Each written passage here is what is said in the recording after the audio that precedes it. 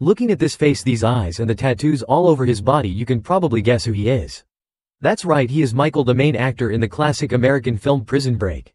The story begins when Michael is getting a tattoo. The tattoo artist is very surprised. Why are the tattoos so simple yet he has to get so many?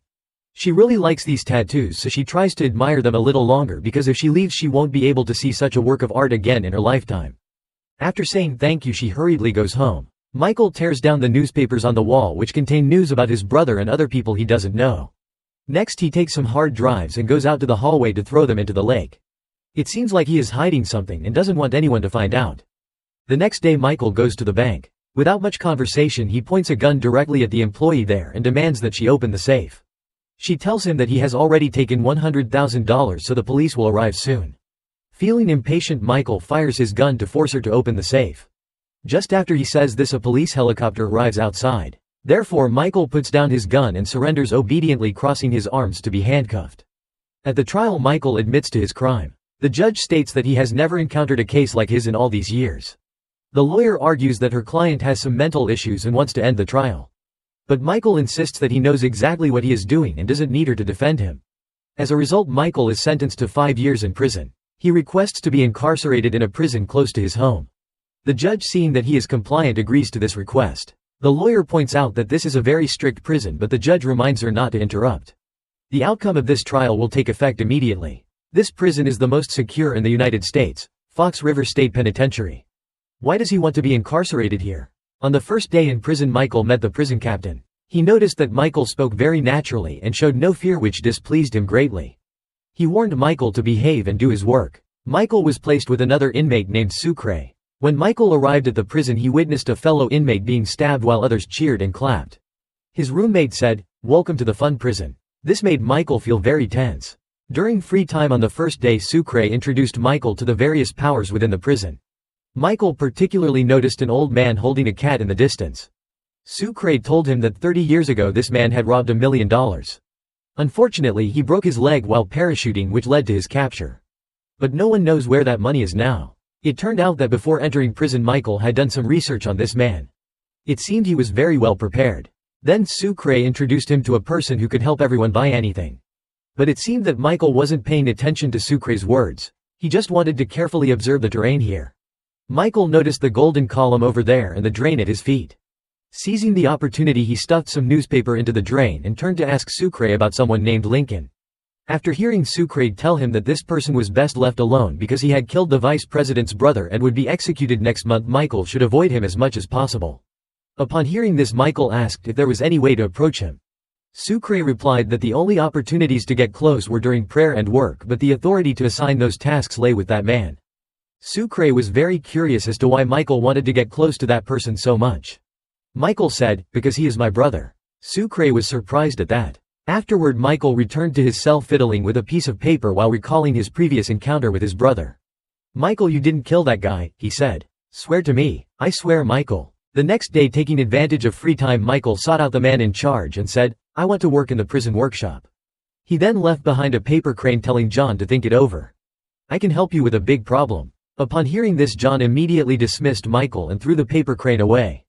Michael went to the prison hospital again. The doctor was a young girl. Seizing the opportunity, Michael struck up a conversation with her. They introduced themselves and it turned out they shared the same last name. She was the daughter of the warden. While the doctor was out, Michael quickly tossed a paper crane into the drain. As the office door opened, a man entered and said, "The execution of Lincoln is all set. We just need the warden's approval." The two of them had a good relationship and were classmates. From this conversation it seemed that someone wanted Lincoln to die a bit sooner. It appeared that many secrets were still hidden. During prayer Michael met Lincoln and told him about his purpose for being there, saying he wanted to help Lincoln escape. Lincoln, after hearing this, advised Michael that this was an impossible task. Michael quickly responded that anything could happen. At that moment an announcement came that the chief bishop wanted to see him. Sucre warned Michael to be careful in his conversation because the chief bishop had never sought to meet anyone before. Michael went to his office. He said, "I've reviewed your documents and know you're an architect. Now I'd like to ask you for a favor. In return you can come here to work 3 days a week." He then took Michael to another room, saying that his wife really liked the design and wanted Michael to help complete it before their 40th wedding anniversary as a gift. The basic model was already done, but the empty columns seemed to have some issues that he wanted Michael to help finish. However, after thinking it over, Michael declined. Upon hearing this, the man raised his voice saying, "Others are eager to do this and you refuse? How can that be?" After saying this, he angrily ordered someone to take Michael back to his cell. Later, these two men reappeared, revealing that they were FBI agents. While listening to them speak, it became clear that the cult leader opposed the execution of the victim. The two men showed great impatience and threatened him not to interfere. The cult leader was very brave and showed no fear of them. That night, while the cult leader was sleeping, he woke up to find the agents had come for him, preparing to shoot him in the head. The gang leader in prison received a phone call stating that the accused had found the person who framed him in prison. In the letter, a paper crane was left behind which he knew was made by Michael. Taking advantage of free time, Michael went to the drain where he had previously discarded the crane and saw the crane he had thrown away in the medical room there as well. This indicated that the drains of these two places were connected. The gang leader approached Michael and immediately asked about the news of the traitor. He demanded to be allowed to work in the workshop before he would talk. The gang leader was already very impatient. At this point, Michael wanted to make demands of him, so he told his subordinate to beat Michael. At this moment, the guard fired shots to suppress them. Michael was then summoned to the warden's office where he wanted to impose a 90-day lockdown on him. Michael looked at the calendar on the desk. If he waited until the end of his lockdown, there would only be 30 days left until his brother's execution. That would mean everything would be in vain, so Michael had no choice but to agree to help the warden fix the birthday gift model. Only then did the warden agree to lift the lockdown. After that, Michael returned to his cell. The guard brought him a work permit for the workshop. Michael could now meet his brother. When Lincoln saw Michael, he immediately asked about the escape plan. Michael said that getting out was just the first step, glancing at the cat caretaker. He explained the entire escape plan to Lincoln and assured him that he had prepared everything well and had researched the people he could leverage. Then Lincoln asked about the fence surrounding the prison. Michael pointed out the secret of the tattoos on his body. In the previous episode, it was mentioned that Michael had intentionally gotten himself imprisoned and had drawn the prison layout on his skin, wanting to rescue his brother before the execution. He knew the plan would not go smoothly, but he didn't expect trouble to come so quickly. Just as he was enjoying the breeze, Michael was playing chess with Westmoreland. He praised Michael's moves, saying he could be a future strategist. Michael impliedly asked Westmoreland, "Do you miss home? Do you want to escape?" Westmoreland replied, "Every day I want to get out of here, but I still have 60 years left on my sentence. In this lifetime, escaping is impossible." At that moment, Michael boldly said to Westmoreland, "I'm planning a way to escape from here." Westmoreland then told him, "Who do you think you are wanting to leave after just one day? Do you think this is home? You want to go, but if you're here you might as well settle in. You'll get used to it." It seemed that not only Lincoln but also Michael's brother did not support his escape plan. Even Westmoreland laughed at how arrogant he was. Westmoreland continued, saying the next battle he needed to think about was not how to escape but how to avoid trouble. Michael turned to look at the inmates in the yard who were eager to stick their heads out. It seemed that it was very difficult for the prisoners to unite. Westmoreland said that everyone wanted to win, just like cats that couldn't be locked up with dogs because they were born to be rivals. Returning to the dorm, Sucre was doing push-ups. Michael took a mirror to see the drawings on his arm, then took a pen to write a few words and numbers on paper. At that moment, the prison guard unexpectedly burst in for a check. Sucre told Michael to quickly hide his stuff, reminding him that there was a knife for self-defense under the table. Michael sluggishly failed to hide the knife in time and turned around to be caught by Warden Bellick. Bellick, who was always looking to cause trouble for Michael, had now found a legitimate reason. Just then the chief warden stepped up from behind holding the knife and asking Michael about it. Michael didn't dare say anything and the chief warden had Sucre locked up. Bellick, witnessing the chief warden's favoritism towards Michael, felt jealous and harbored even more resentment towards him. He warned Michael that the chief warden could only manage during the day, while at night the warden was the one in charge. That week, Michael and Lincoln encountered each other again. Lincoln asked Michael about the next plan. Michael revealed that the infirmary was the most loosely guarded place and was crucial for escaping, so he had to pretend to have diabetes.